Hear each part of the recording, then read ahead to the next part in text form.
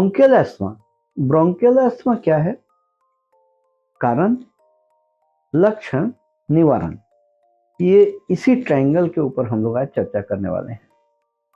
मैं doctor Narendra Pandey, allergy asthma centre Kolkata की ओर से आपको स्वागत करता हूं अपने चैनल में। नए दर्शक बंधु जो आए हैं उनका मैं स्वागत करते हुए अनुरोध करता हूं लाइक, सब्सक्राइब, कमेंट, शेयर करके जाने के लिए। पुराने दर्शक बंधु जो लाइक, सब्सक्राइब, कमेंट, शेयर और प्यार दे रहे हैं उनको मैं बहुत बहुत दिल से धन्यवाद देता हूं। और चैनल अभी तक नहीं सब्सक्राइब किया हो तो दया करके सब्सक्राइब करके जाएंगे। लास्ट में वीडियो अगर पसंद आए तो एक लाइक तो बनता है। तो ब्रोंकियल एस्थमा के बारे में हम लोग बात कर रहे थे। पहले समझते हैं ब्रोंकियल एस्थमा क्या है। ब्रोंकियल एस्थमा, ब्रोंकियल मतलब ये प्रणाली जो हम लोगों का सांस प्रणाली है, सांस तंत्र जो है उसको ब्रोंकियल ट्री बोलते हैं। और इस ब्रोंकियल ट्री में जो सांस नली है, इस सांस नली में एस्थमा होना मतलब सांस का तकलीफ होना। सांस का तकलीफ होना सांस प्रणाली में, सांस का तकलीफ क्यों होगा? सांस का तकलीफ तभी होगा जब सांस प्रणाली में सूजन आएगा, फूल जाएगा अंदर से। और दूसरा क्या होता है? ब्रोंकियल एस्थमा में सांस की तकलीफ होती है, ब्रोंकियल एस्थमा में चेस्ट टाइटनेस होता है, ब्रोंकियल एस्थमा में कफ प्रोडक्शन होता है। जनरली ज्यादातर ये होता है। इसके भिन्न और भी तरीके हैं, और भी लक्षण अलग अलग तरह के होते हैं। तो ये ब्रोंकियल एस्थमा में इन्फ्लेमेशन जो होता है, इन्फ्लेमेशन ज्यादातर हम लोग देखते हैं ब्रोंकियल एस्थमा पाया जाता है एटोपिक इंडिविजुअल्स में।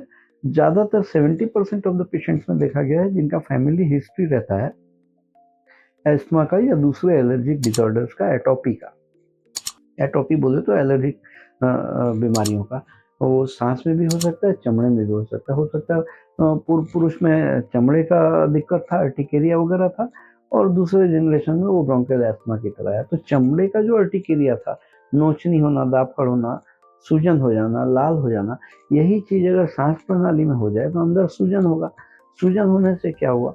हमारे बॉडी में जितना ऑक्सीजन का रिक्वायरमेंट है, लंग का कैपेसिटी उतना ही है। अब अंदर में अगर सूजन हो गया तो उसका कैपेसिटी कम गया। कैपेसिटी अगर कम गया, वेयर हमारे शरीर का जो ऑक्सीजन रिक्वायरमेंट है वो फिक्स्ड है, वो तो कम हुआ नहीं। और यहाँ सांस भरने वाला बैलून का हवा रखने का जगह कम हो गया, तो बार बार सांस लेना छोड़ना हो रहा है। जो नॉर्मल आदमी को 14 से 18 बार तक सांस लेना छोड़ना 1 मिनट में पड़ता है, वैसे ही ब्रोंकियल एस्थमा का अगर ट्रिगरिंग अटैक आए तो उस जगह में 20, 22, 24, 28 बार सांस लेना छोड़ने का जरूरत पड़ता है, क्योंकि अंदर हवा रखने का जगह कम हो गया है। दूसरा, चेस्ट टाइटनेस। जो इचिंग का बात मैं किया, इचिंग की वजह से इन्फ्लेमेशन, इचिंग जब अंदर सांस प्रणाली में होगा तो जैसे लगता है फांसी का रस्सी जैसा दबाव छाती में बना के रखा है। चेस्ट टाइटनेस इसको बोलते हैं।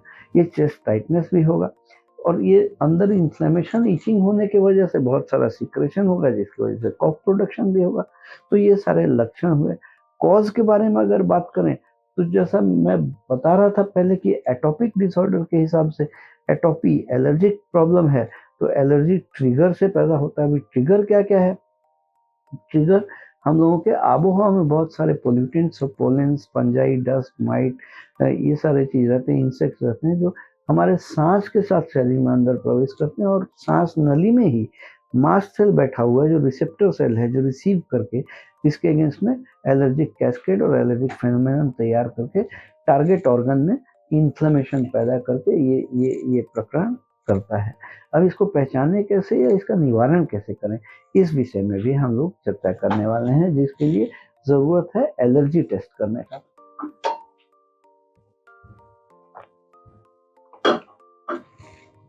अभी सांस में जो हम लोग बात कर रहे थे ब्रोंकियल एस्थमा, एलर्जी टेस्ट हम लोग को करने का जरूरत है। एलर्जी टेस्ट चमड़े में होता है, मॉडिफाइड स्किन प्रिक टेस्ट या MSPT हम लोग बोलते हैं। ये मॉडिफाइड स्किन प्रिक टेस्ट जो है उसके द्वारा हम लोग पता कर पाते हैं किन किन चीज़ों से कितना परिमाण में एलर्जी हो रहा है।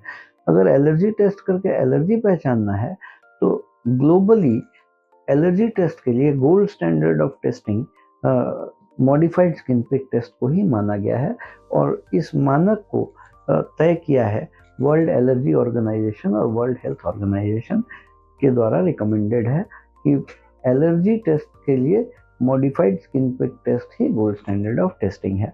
अब इस एलर्जी टेस्ट में हम लोग 144 तरह के अलग अलग तरह के टेस्टिंग हम लोग अपने यहाँ करते हैं, जिसका चार्जेस 2500 रुपये है।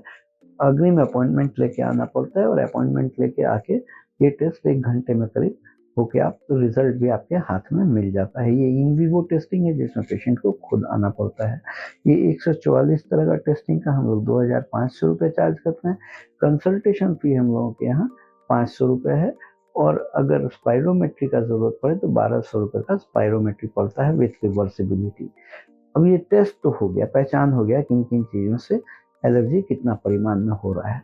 जब ये पहचान हो गया तो इसके बाद का प्रक्रिया होता है वैक्सीनेशन का, ताकि हमारे शरीर में रोग प्रतिरोध क्षमता तैयार हो जाए। जिन चीज़ों से एलर्जी हो रहा है उनके खिलाफ हम सैनिक तैयार करें कि रोग प्रतिरोध क्षमता हमारे शरीर के सिस्टम के अंदर तैयार हो जाए।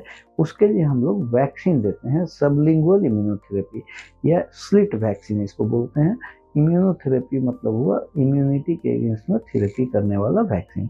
वैक्सीन का नाम सुनते ही लोग डर जाते हैं कि इंजेक्शन बहुत सारे, ऐसा नहीं। सबलिंगुअल मतलब जबान के नीचे ड्रॉप खाने वाला वैक्सीन रहता है। 1 साल का कोर्स तैयार करके दिया जाता है।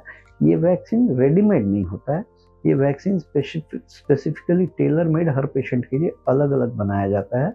आपके टेस्ट के, एलर्जी टेस्ट के रिपोर्ट के बेसिस में ये वैक्सीन तैयार किया जाता है, और ये वैक्सीन तैयार करने के बाद हर इंडिविजुअल का अलग अलग वैक्सीन रहता है।